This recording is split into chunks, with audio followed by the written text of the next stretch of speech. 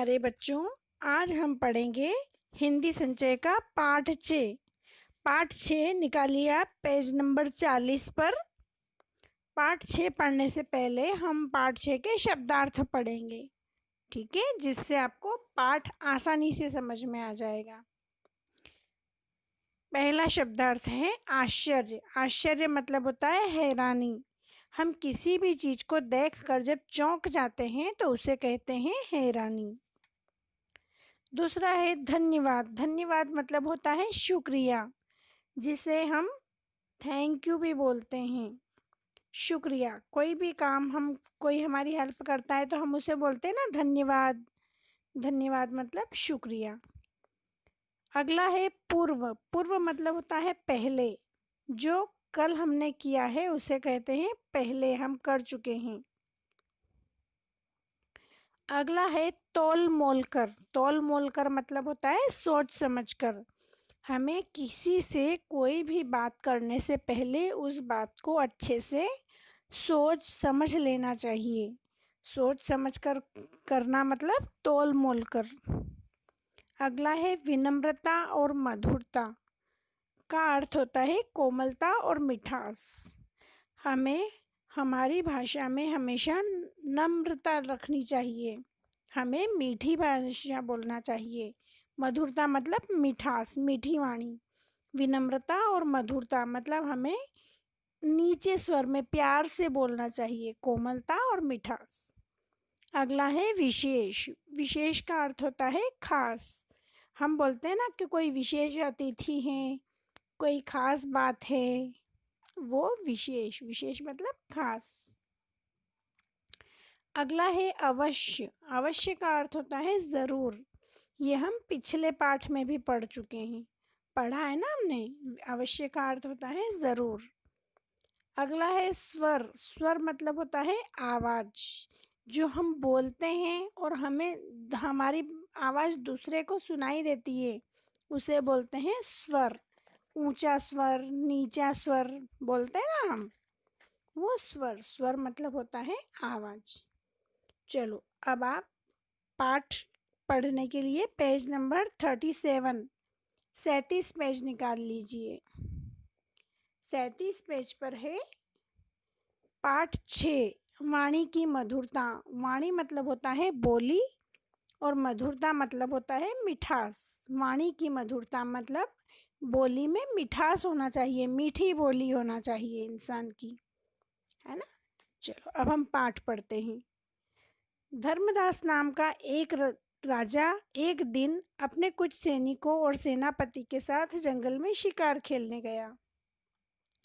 एक धर्मदास नाम का राजा था जो अपने कुछ सैनिक और सेनापति, राजा की पूरी सेना होती है ना, उस सेना में सैनिक भी होते हैं, सेनापति भी होते हैं। तो राजा अपने कुछ सैनिक और सेनापति के साथ जंगल में शिकार खेलने गया था। कहाँ गया था? शिकार खेलने। शिकार के पीछे दौड़ते दौड़ते वह थक गया। राजा अपनी सेना के साथ जो शिकार खेलने गया था वो शिकार के पीछे दौड़ते दौड़ते थक गया। प्यास के मारे उसका बुरा हाल था।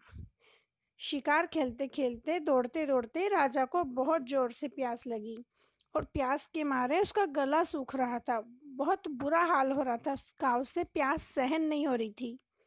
घोड़े से उतरकर राजा एक पेड़ के नीचे बैठ गया।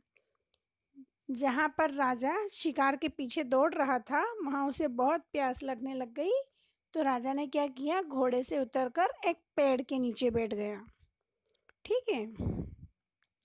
आगे है, राजा ने एक सैनिक से कहीं से पानी ले आने को कहा। राजा की जो सेना थी, सेना में राजा ने किसी एक सैनिक से कहा कि पानी ले आओ। राजा ने सैनिक को पानी लेने के लिए भेजा। सैनिक चल दिया। राजा की आज्ञा मानकर सैनिक पानी लेने चल दिया। फिर क्या हुआ, सैनिक चल दिया। थोड़ी दूरी पर उसे एक झोपड़ी दिखाई दी। सैनिक पानी की तलाश में थोड़ी ही दूर चला था कि उसे एक झोपड़ी दिखाई दी। झोपड़ी मतलब समझते हैं ना, कुटिया जैसी जो बनी होती है घास फूस की, उसे बोलते हैं झोपड़ी। तो पानी की तलाश में जब सैनिक चला तो उसे थोड़ी दूर पर एक झोपड़ी दिखाई दी जिसके बाहर एक साधु बैठा था। झोपड़ी में कौन रहता है? साधु, संत, ये लोग रहते ना, महात्मा लोग। तो झोपड़ी के बाहर उसे एक साधु दिखाई दिया। सैनिक बोला, अरे साधु, थोड़ा पानी देना। सैनिक ने क्या बोला कि अरे साधु, थोड़ा पानी देना। ऐसे हम बड़ों को इस तरह से बोलते हैं क्या कि अरे साधु, ऐसे बोलते हैं क्या? बड़ों से तो हम नम्रता से बोलते हैं कि अरे साधु महाराज, क्या आपके पास थोड़ा पानी मिलेगा? इस तरह से बोलते हैं ना हम प्यार से। तो सैनिक ने कैसे बोला, अरे साधु, थोड़ा पानी देना। तो सैनिक की बात सुनकर साधु चुप रहा। जब सैनिक ने इस रुख से पूछा तो साधु महाराज चुप रहे, उन्होंने कुछ भी आंसर नहीं दिया, कुछ उत्तर नहीं दिया। तो सैनिक की बात सुनी अनसुनी कर दी थी ना साधु ने, तो क्या हुआ, सैनिक को गुस्सा आ गया। जब हमारी बात भी कोई नहीं सुनता है तो हमें भी गुस्सा आता है ना। तो ऐसे सैनिक की बात को साधु ने भी अनसुना किया, तो साधु को भी सैनिक को भी बहुत गुस्सा आया। तो सैनिक ने क्रोधपूर्वक साधु की ओर देखा। मतलब जब साधु ने सैनिक की बात को अनसुना कर दिया तो सैनिक ने गुस्से से, क्रोधपूर्वक मतलब गुस्से से साधु की तरफ देखा। तो उसे पता चला कि साधु अंधा है। जैसे ही सैनिक ने साधु की तरफ देखा तो सैनिक को पता चला कि साधु तो अंधा है। उसने फिर अपना वाक्य दोहराया। उसने फिर वही बात साधु को बोली, अरे साधु, थोड़ा पानी देना। साधु बोला, मेरे पास पानी नहीं है। क्या बोला साधु ने कि मेरे पास पानी नहीं है।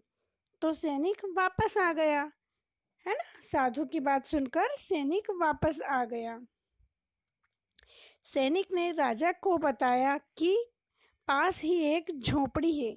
सैनिक जो पानी लेने गया था ना, तो उसको साधु ने मना कर दिया था। तो उस सैनिक ने वापस राजा के पास आकर बोला कि पास ही एक झोपड़ी है, उसके बाहर एक साधु बैठा है। मैंने उससे पानी मांगा पर उसने कहा मेरे पास पानी नहीं है। जो वहाँ पर हुआ था वो सारा वृतांत सैनिक ने आके राजा को सुनाया कि मैं वहाँ गया था, वहाँ पर एक झोपड़ी दिखाई दी, झोपड़ी के बाहर एक साधु बैठा था, पर मैंने साधु से पूछा तो साधु ने मना कर दिया कि मेरे पास पानी नहीं है। चलो अगले पेज पर आ जाओ।